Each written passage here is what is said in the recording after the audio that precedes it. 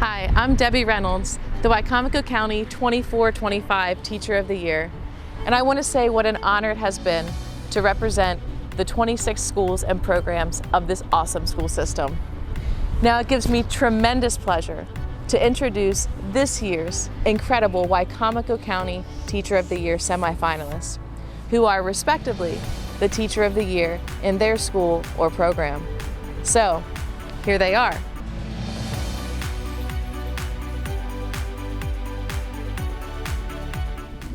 My best day as a teacher happened a few years ago.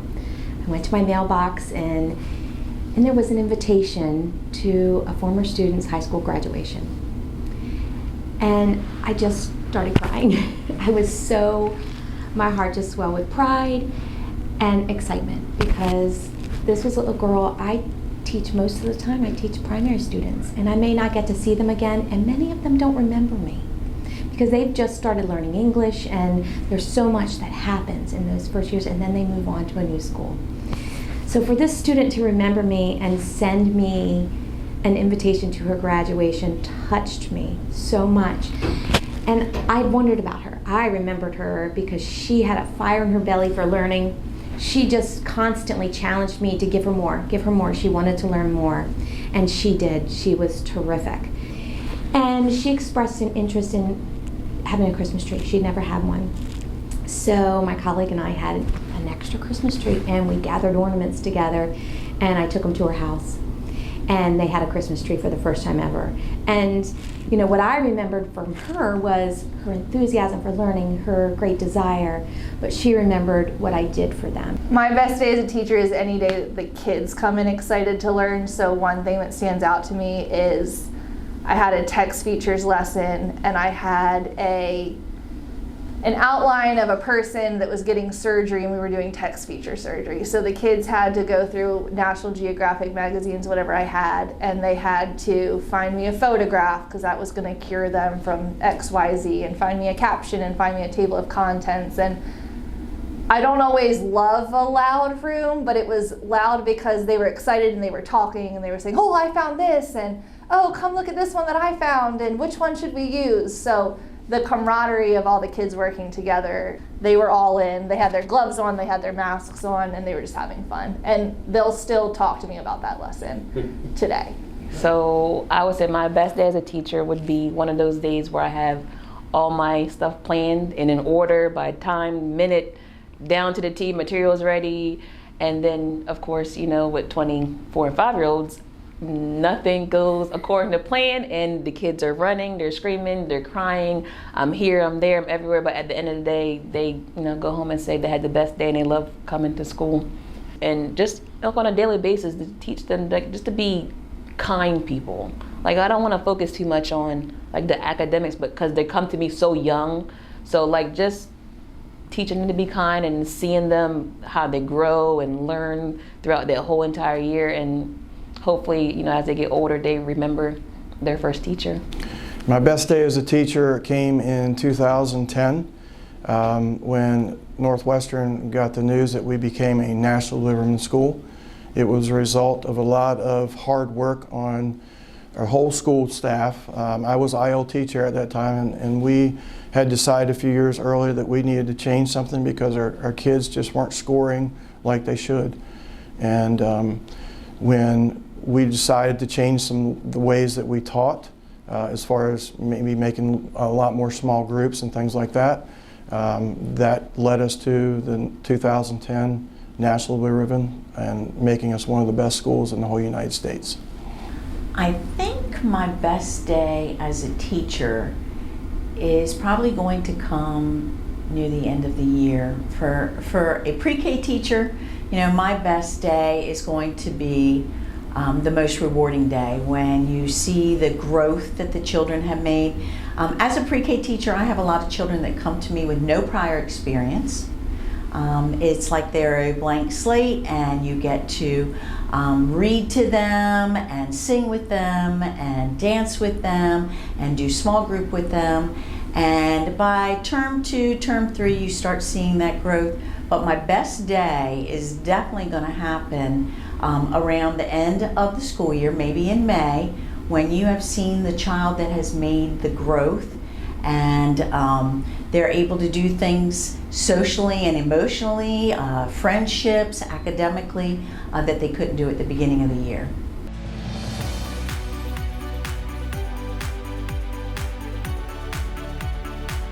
Yes, but I would not say it's a very stereotypical teacher response. It doesn't have anything to do with educating children. So one of my first jobs out of college was working in a prison, and I was a, quote, counselor, more like a guidance counselor type role, helping guys plan what their future is going to look like once they get out, for those who are eligible for work release, helping them find jobs in the local area that they can walk to, and then we also had evening classes. So in a way there was an educational component there. And I had one guy, he had a really rough life.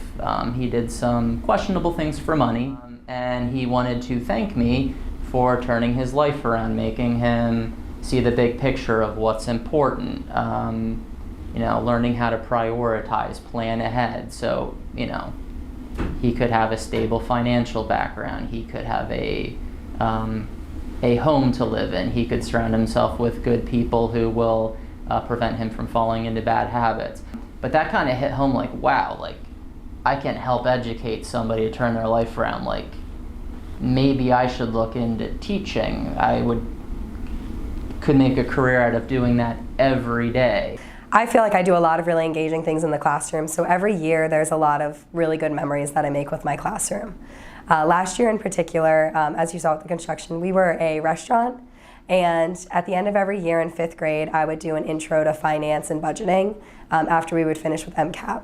And what we did last year is they had to pick a career path that they would want to follow, and they were in charge of doing research as if we were going to feed the classroom. And it was just different ways to apply all the skills they've learned with whole numbers, decimals, fractions, kind of tying everything all together. So during our time, they actually came up with a restaurant name. They decorated the classroom how they wanted it to look. I taught them how to use Canva. They came up with their own menus, their own names for the items. We talked about adjectives to describe their food items, and they made invitations to invite the staff. They dressed up. Some of them had parents that were servers or waitresses, and they wanted to wear their mom's apron. A couple of them wanted to be cooks, so I had a couple aprons from just different restaurants I've worked in, and they dressed up as our cooks. We had one scholar who brought his violin in, and he played for the class. He wore a full suit. So it's just really nice to see how they all came together, every single one of them. But they were really able to put on this project. And that's our goal, is we want them to be college and career ready, and definitely, even at elementary school, they are definitely ready to enter civilization and be amazing human beings.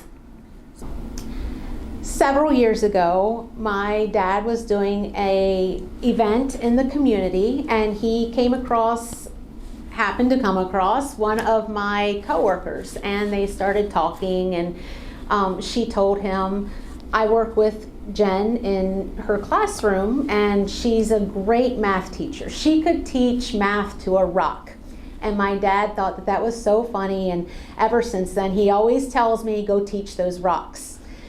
So several years later, a student came up to me on the last day of school, and she hands me a rock. And it was a little white rock that you might find in the driveway, and she'd written on it with a Sharpie, thanks for teaching me. And I took that rock and I put it on my desk, and it reminds me of 3 things. It reminds me of the coworkers that I teach with that recognize the effort that I put into teaching my students. It reminds me of my parents, who are my biggest supporters. And it, of course, reminds me of my students, who appreciate and recognize me as being a teacher who's there for them. So teaching is not about the perfectly planned lessons. Teaching is all about the moments our students feel seen, inspired, challenged, and accomplished. The best moments are when our students take what they've learned and apply it to their lives. This past fall, I had a student come up to me, and she was smiling. And she said, Miss Smack, do you notice a difference in me? And I did. She was noticeably very fit. and she was smiling, and she said, I took your advice, and I ran every day this summer. I set a goal and I ran every single day, a mile. And she said, and I'm so fit now and I feel so good. And she said, I smile all the time now. And in that moment, it was a very good reminder as to why I teach, because she is a happier person. She felt accomplished, and that is why I teach. A moment that really defines for me why I teach occurred just last year. I began teaching special education preschool in 2010, and last spring I had the opportunity to attend the graduation ceremony of my very first class. And I remember sitting in the audience and just feeling very overwhelmed by that emotion of wow, like seeing my students from preschool, they've grown up, they're graduating, and you had that moment of like, this is why I do this, and this is why I love it so much. And getting to speak with one of those students after the ceremony as well. She remembered me as her teacher, and she was going on to the University of Delaware to study elementary education. And it just warmed my heart so much. And that, I think, was the moment that I was like, this is why I do it. So many moments that I remember over my teaching career, and they're all very special. But there is one that happened probably about 4 or 5 years ago. I had a very challenging group of boys, about 15 boys in one class, that was at the end of the day. And on this one particular day, I'm getting ready to teach my lesson. I'm so excited, I'm getting excited because of the students, and they come in, and the one thing that teachers don't prepare for is interruptions. And during that day, I had 10 interruptions during my lesson, 10. And it was amazing, because first the boys came in and they were very angry and they started a fight, and I had to break them up. And I thought, just keep calm, carry on. I kept teaching. Next thing I know, the office called 5 different times for students to go down to deal with office referrals that they had gotten during that day. And I kept thinking, oh my gosh, I'm just gonna keep on teaching. Just keep calm, keep going. And at the end of the 90 minutes, I was exhausted. And as I was walking to the door to do my hall duty, in the back, I heard one of the older boys say, that was a really good lesson. I got this. Is that basket on your desk for tips? And of course, I was like, what? And when I came back from hall duty, there was 38 cents in the basket on my desk. And it just hit me, oh my gosh, these rough and tough boys who were just troublemakers everywhere, had this, special way of telling me, hey, you did a good job.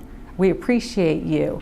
And that was it was so touching. It was so touching. And I always think about that moment with those students, because it meant that, I made a difference. And so I know it was only a 38-cent tip, but to me it was priceless.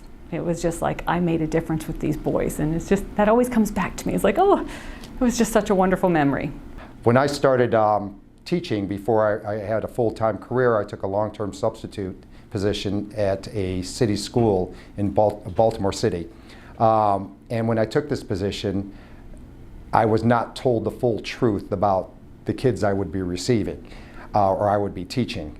So when I took this class with these kids, for about 2 weeks, I could not get behaviors under control. I could not teach. It was a nightmare. And I was trying to figure different ways I could reach all of them, but I just could not get it. And it got to the point where it's like, do I really need to do this? Do I need this type of stress? And I decided that right then and there that I was going to be done teaching that day. And I was going to go to administration, give them my 2 weeks notice, and I was actually on my way to give them this notice when I saw one of my children, one of my kids, running down the hallway, dragging their jacket and carrying their shoes. And when I stopped her, I should say, and asked her what she was doing, she's like, I can't be late because my mom is going to be mad at me. And I'm like, okay, you can't go outside like that though, it's too cold. So let's get your shoes on and your jacket. So I sat on the floor with her, and she had these little black patent leather shoes, and they were 2 sizes too small. and we tried getting them on her feet. We did, and we stood up. I put her hat on her head and put her little pink jacket on her. And she looked at me and hugged me and said, "I love you, Mr. Neverly." Right there, I knew right there, I'm not giving this up. But I also knew right there that I needed to change my management style, my classroom management style, because I didn't know the kids. I had no idea who these kids were or what they were going through. And once I figured that out, and with the assistance of the 2 paras that I had, we had a wonderful year, and the teaching actually happened. And I was supposed to be hired on at that school, but they ended up closing it and ended up going someplace else. But yeah, that's what's kept me teaching.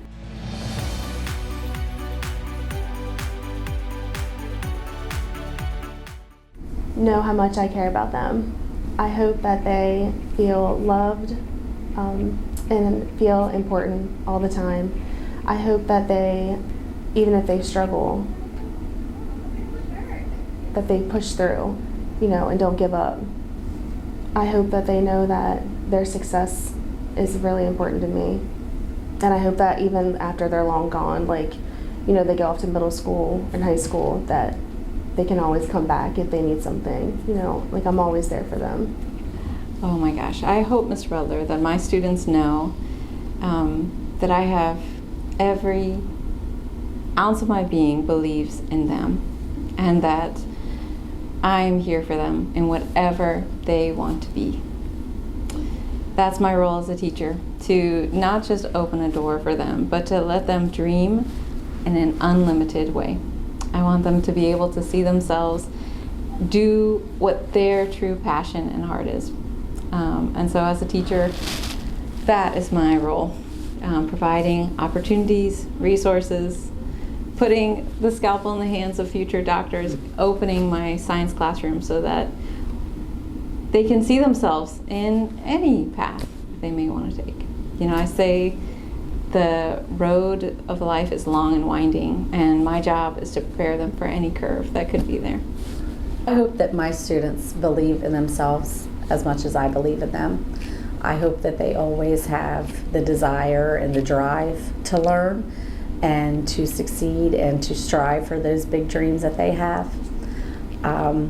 I hope that even when things seem to be very tough or very hard, that they just dig deep and work a little harder to accomplish it.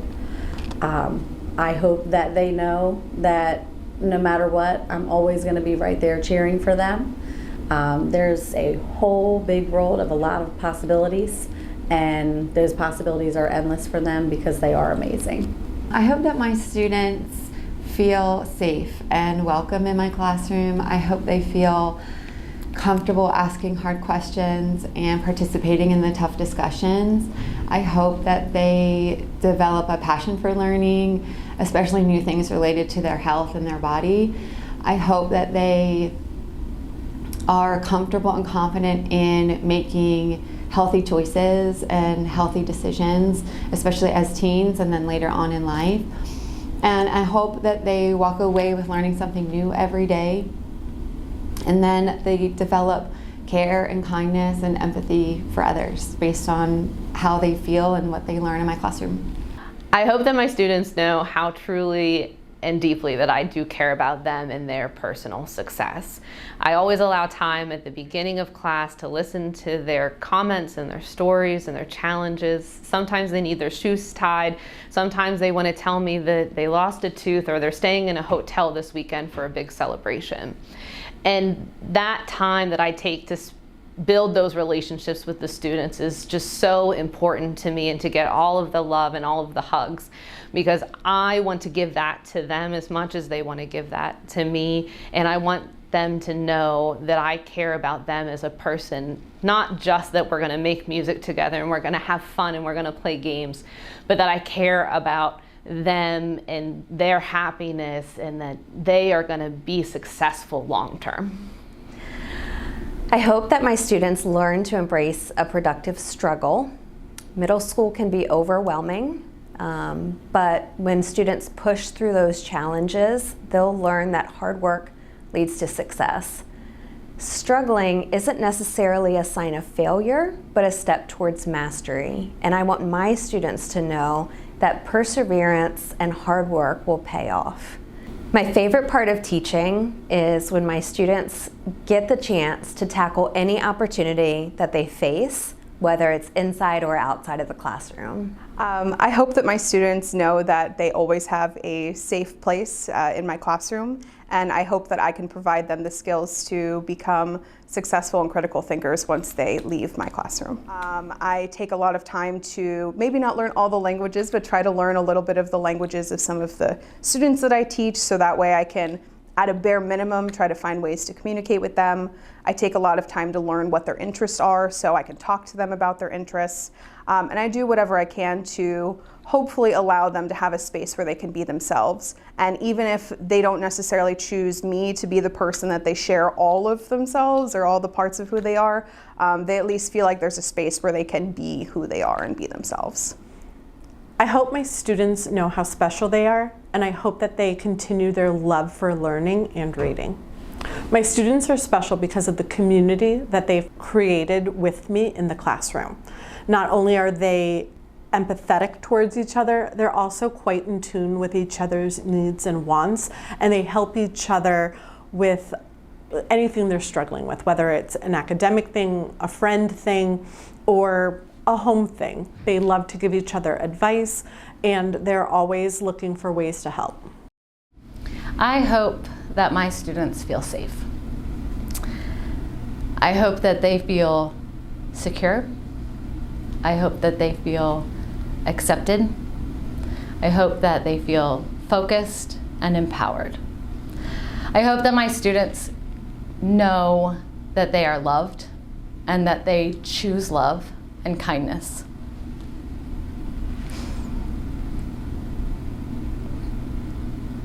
I hope that they know that they can do anything they put their mind to.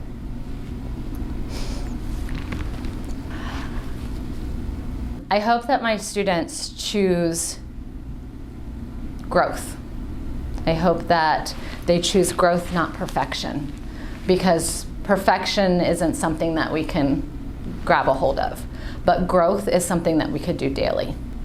I do not want perfection. I want your best. Your best is perfect.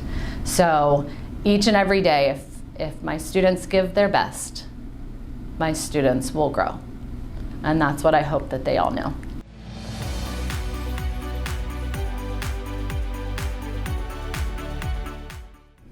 Because I was fortunate enough growing up in a really good school system that had amazing teachers and administrators. And some of my lowest moments and my mistakes I made, they never seemed to give up on me. And some of my highest moments, they were my biggest cheerleader. And outside of school, when we left the school building and I grew up as an adult, I was always fond of them. And when I saw them, I wanted to say hi to them. I never ran away from them or like, oh no, there's that teacher I don't want to talk to in the building. But because of their impact from my high moments to my low moments, that helped me grow as a person. And I knew I wanted to be able to give back to the youth when I got older and be that type of teacher for them, someone they can come to, not just academically, but socially, or if they needed an ear to listen to at their lowest moments or their biggest moments.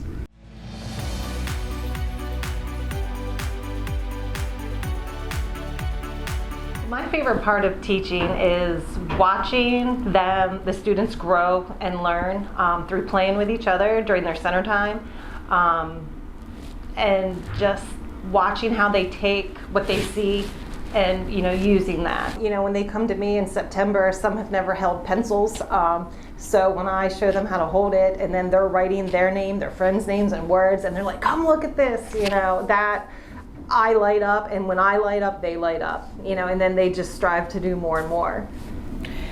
My favorite part of teaching is being able to help students learn about problem solving.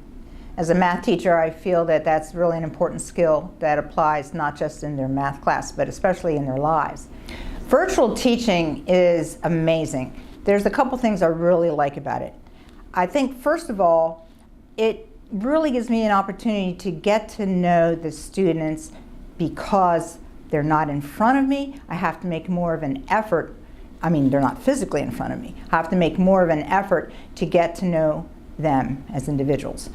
But when it comes to the math part, I really enjoy teaching virtually because it gives me an opportunity to try out new techniques in a different way than just paper and pencil. My favorite part of teaching is watching student confidence build when they are able to accomplish something that they didn't think they would be able to do.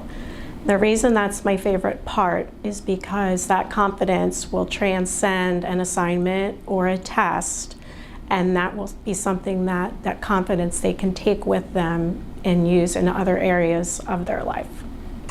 My favorite part of teaching is really seeing the students' growth, seeing how much they've grown throughout the year, both academically, emotionally, and just having them feel proud about what they have accomplished. So throughout the year, when they're taking their lessons, we're tracking how their improvement, and then they take the assessment again in January, and just that visual of seeing that bar graph grow, oh my gosh, I was reading on a 2nd grade level and now I'm on a 4th grade. And it's yes, you're getting closer and closer, and just having them see that pride and knowing that we did it together.